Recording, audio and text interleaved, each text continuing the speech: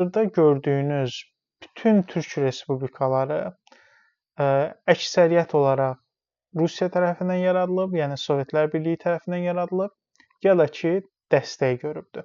Bura həm müstəqil dövlətlər, sözdə müstəqil dövlətlər təbii ki, həmçinin muxtar ərazilərə aiddir.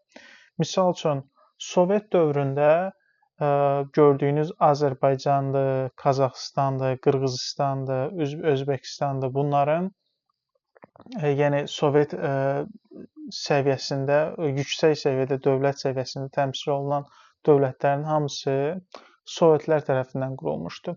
Deyə bilərsiniz ki, yəni daha əvvəl Azərbaycan var idi orada, tamam, amma başqa respublikalar yox idi. Həmçinin Azərbaycan öz ərazisini genişlədə bilmirdi, böyük söz sahibi deyildi, əhali ona tabe olmurdu və cəmi bir il ortada idi. O bir il ortada olmaq da bir növ Sovetlərin dəstəyi ilə baş vermişdi.